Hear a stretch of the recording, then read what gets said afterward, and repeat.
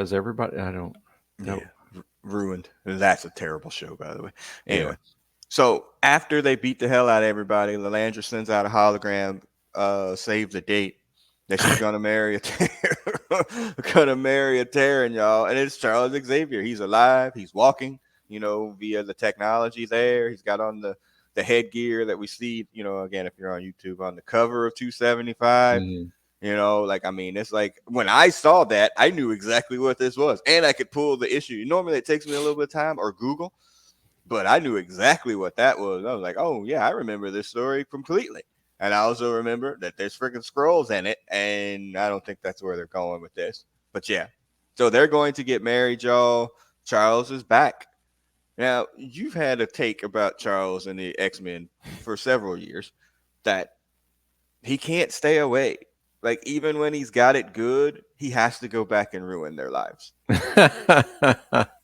Yeah, he's they're typically better off without him, but Yes. yet they're dedicated to him. They're like it's a well, their that relationship is not functional in the same way like his relationship with Lilandra is not functional. Like Correct. they're like, "Oh, I love you. You stole my heart. As Mm. long as you my little bitch and you don't go Yeah. back home." Like what is their relationship? I don't understand any of this.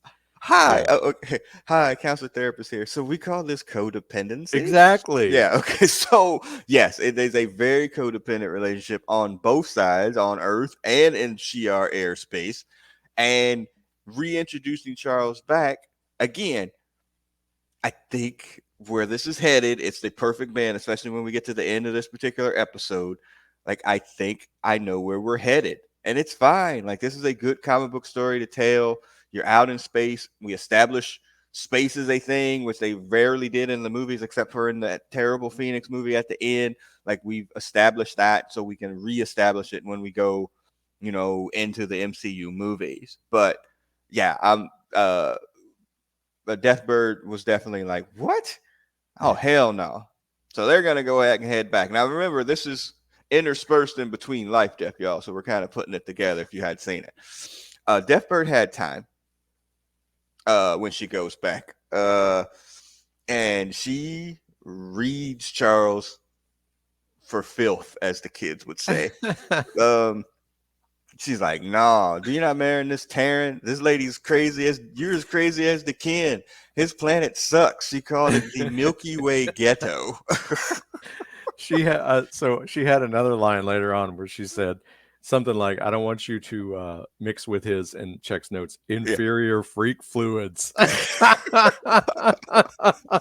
So I started to like Deathbird more in this episode just from the bomb she dropped on Xavier, who Yes. sucks. Uh, Yeah, she definitely yes. was. She scored some points in this one. Yeah, she definitely had The time. Milky Way Ghetto. I was like, Yeah, I oh. was like, man, I mean, and that, since you're not a Twitter person, and again, people are spoiling this crap at like 6 in the morning, and so you see like the trends. I'm like, what the? Why is Milky Way Ghetto trending? What the fuck is that? And it's like, oh, I got it. Yeah, I mean, and again, it at least if whether you feel about Deathbird or not, they captured the sibling rivalry between the two of them at 100%.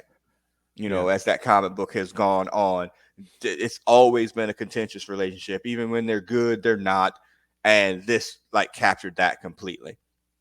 And it's basically her thing is like he's just, and the rest of the Shi'ar, like he's just too loyal to Earth. Like that's his problem. He's too loyal to his X-Men. And so if you want to marry her or you want to marry him, he's gonna need to denounce Earth, or denounce his X-Men. They're gonna mind wipe his memory so he doesn't remember any of that stuff. And Charles agreed to this bullshit. And they were like, they were like, well, fortunately, Lilandra is as strong a psychic as Charles Xavier. I'm like, Like, when did this yeah. happen? Yeah. Yeah. That was a nice little throw in there. But I couldn't believe that he agreed. I mean, again, we're going to get to this in a second, that he even would have agreed to it to begin with, Well, in a Yeah. codependent relationship. Oh, yeah, I know. I said, somebody on Twitter was like, man, the pussy ain't that good. because come on, Charles. Anyway, but yeah, there's going to be a rebellion though before we get to that particular point when Charles is supposed to denounce.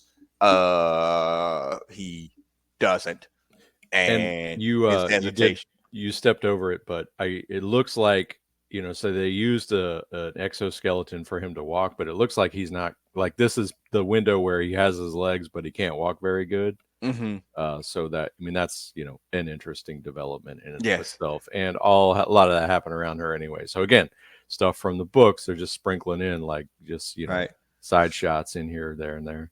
Yeah, that's when he was walking in the comic books and he was shooting basketball in his booty shorts. And Yeah, like, yeah, and okay. he had his flash dance headband in Yeah, his that's right. big hutch socks Yeah, and his that's right. stocking shorts. Yep.